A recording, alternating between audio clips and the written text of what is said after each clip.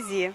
Bom, para começar, não é que eu não me conformo, eu não me adequo, eu não consigo me adaptar a esse sistema. E eu tentei de todas as maneiras, assim, fui militar, fui bancário, estudei direito, mas não dá, não consigo, não tem explicação para isso. Eu fui procurar um sentido e a vida foi se fazendo por si, observando as coisas, aprendendo muito, entendendo por que a sociedade é tão injusta, como os nossos valores são plantados, como as pessoas vivem de forma infernal por acreditar nesses valores e estar sempre querendo, por exemplo, vencer na vida, projetando valores nas coisas, na superfície, esquecendo das coisas que a gente tem por dentro, do afeto, da integração, da solidariedade, da harmonia. Essas coisas que a gente não encontra na sociedade e que precisa encontrar. Eu tento fazer o que o Gandhi diz, ser a mudança que se quer no mundo. Eu acho o mundo muito pouco solidário, eu procuro ser um pouco mais. O mundo é muito competitivo, eu procuro não ser competitivo em nada. Não estou querendo vencer na vida, só que estou querendo viver em paz, o mais em paz possível. Primeiro eu fiquei sem nada mesmo, uma mochila nas costas e caminhando, dormindo em qualquer lugar. No estilo hippie antigo, na época ainda tinha hippies, né? Eu fiz o que chamava na época micróbio.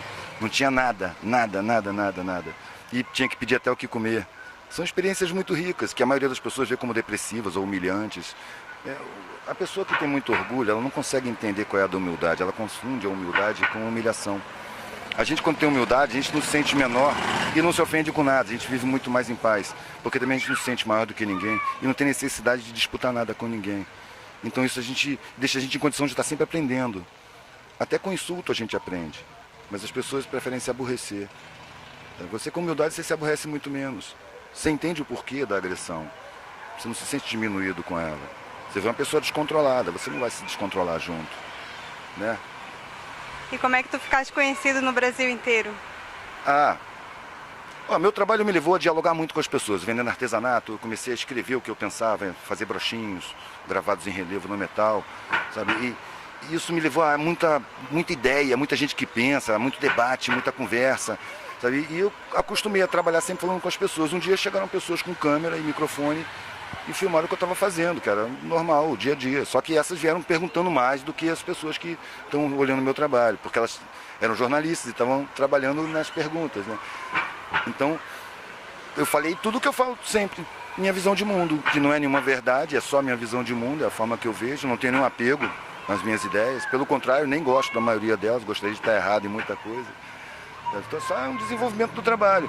Aí, mandou para o mundo pela internet. E as pessoas começaram a ficar espantadas. Mas eu não estou vendo nada demais no que eu estou falando, eu estou só vendo o mundo à minha volta. Estou vivenciando na função de aprender. E nessa função de aprender, a decorrência dela é explanar, né? Fluxo, botar para fora também. Não é para eu aprender sozinho, é para eu trocar com as pessoas. Até porque as pessoas acabam te corrigindo quando você está errado. Né? E a tua arte? Tu consideras que a tua arte tem um caráter político? Aí eu vou cair no jargão do tudo é político, né? A minha arte é uma necessidade que eu tenho. Na verdade, ela é um veículo, não é o foco. Para mim, não é a arte pela arte. A arte é um veículo que eu uso para dizer o que eu penso. Numa sociedade, numa estrutura social que me maltrata o sentimento. Sabe? Eu sinto as pessoas abandonadas. Eu sinto as injustiças. Eu sinto a opulência e o luxo. Não focalizo assim nas pessoas, não. Mas eu vejo que a estrutura, o sistema social é podre, dominado por pouca gente que não está nem aí com o sofrimento da maioria. Não é possível acreditar que a miséria é necessária. É impossível de acabar com a miséria. É mentira, tem dinheiro, tem conhecimento para isso. Não tem permissão para isso. A miséria serve para submeter o trabalhador por chantagem. Por medo de ficar na miséria, ele aceita trabalhos mal pagos, condições horríveis de trabalho. A formação de privilégios necessita da destruição de direitos. Os direitos da maioria são simplesmente roubados. O Estado não cumpre sua Constituição. Porque esse punhado precisa ter privilégios demais. É preciso roubar os direitos. Por que a educação é uma porcaria? É inegável que a educação é uma porcaria. A pessoa termina o ensino médio e não consegue ler um texto. Às vezes termina o ensino superior e não consegue ler um texto. Então existe uma ignorância plantada. É necessária, criada para as pessoas não se darem conta do que acontece. Porque o que acontece é muito óbvio, basta refletir um pouquinho. A gente é levado a acreditar em mentiras. As correntes da escravidão contemporânea são fabricadas com mentiras. E o que dá força para essas correntes prenderem a gente é a gente acreditar nelas. Você querer vencer na vida, querer competir, mercado de trabalho é mentira, não é mercado de trabalho. Foi feito assim para apavorar as pessoas. Antigamente o cara ia terminando o curso dele para começar a trabalhar, ele estava ansioso para trabalhar. Agora ele está com medo, porque ele vai entrar numa arena onde todo mundo é inimigo de todo mundo.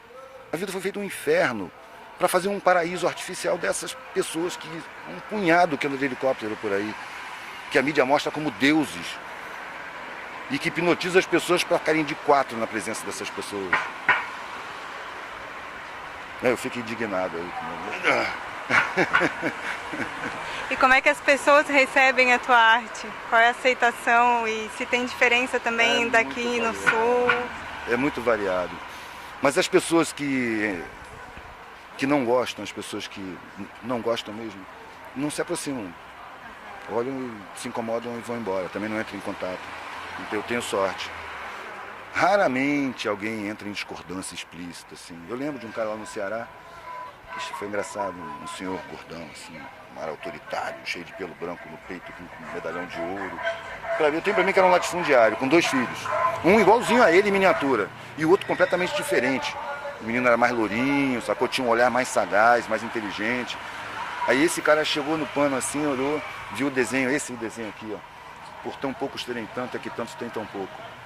Ele olhou, eu não concordo com isso não. E começou a falar sobre a competitividade natural e tal. E eu não tive nenhuma facilidade em discordar dele, mostrar a minha opinião. Eu não falo assim, você está errado, sacou?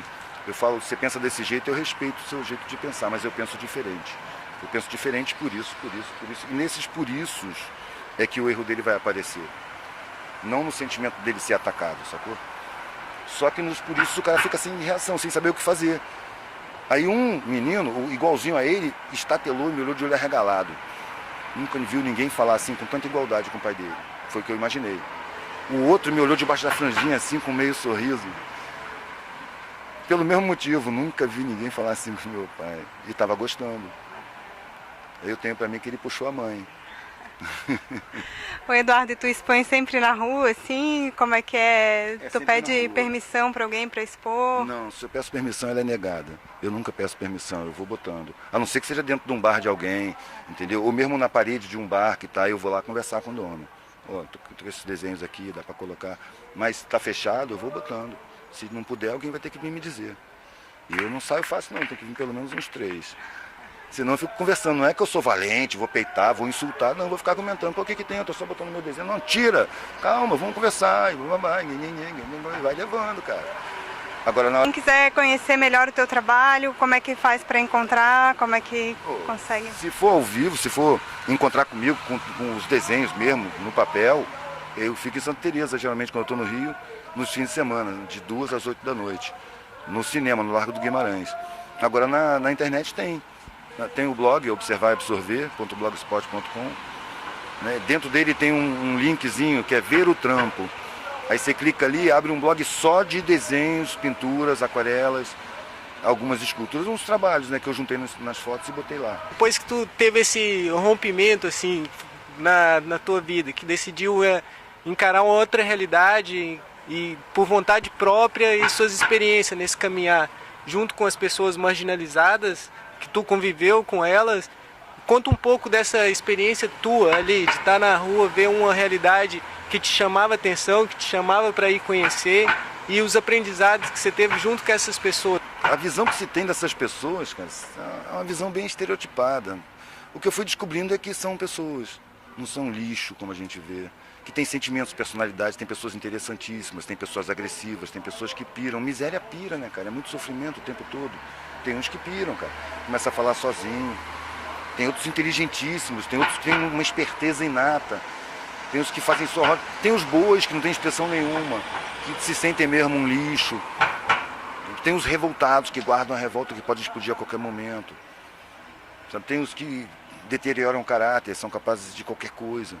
Tem de tudo, cara. É gente, é ser humano.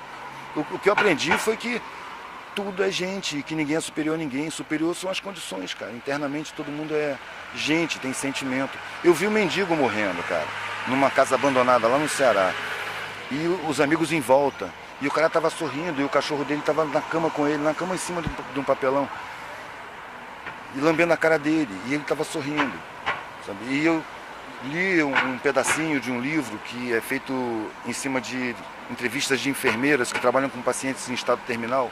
de clínicas particulares, né, para pessoas bem abonadas, e viram morrer pessoas dizendo que o desejo mais forte dessas pessoas seria ter o afeto da família, ter vivido mais afetivamente, de ser mais carinhoso, de dizer que ama, de se sentir amado.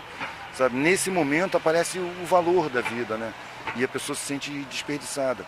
Ou seja, nas condições de miséria eu encontrei uma humanidade muito mais bonita do que nas condições de opulência. Na opulência você necessariamente precisa esquecer que existe gente sofrendo. Sabe? E esse esquecimento a mim não interessa, eu não quero condenar essas pessoas, mas eu acho que ele dá resultado, ele tem consequências na vida dessas pessoas, na sensibilidade dessas pessoas, no ser dessas pessoas. Interfere na qualidade de vida, na qualidade de pessoa, sabe? Por isso eu vi qualidade muito maior lá embaixo. O que é solidariedade? Solidariedade, acho que é sentir o sentimento do outro. É claro que é muito mais fácil você sentir o sentimento do outro quando você passou pela mesma situação. Mas é lindo quando você consegue sentir o sentimento do outro sem ter passado pela situação. Só porque você está vendo nele o sofrimento. As pessoas que mais facilmente, que não me negavam comida, eram quem tinha passado fome. Era difícil negar. Para uma pessoa dessa negar, ela tem que ser muito agressiva. Ela vai negar aos gritos. Porque ela vai estar brigando com ela mesma.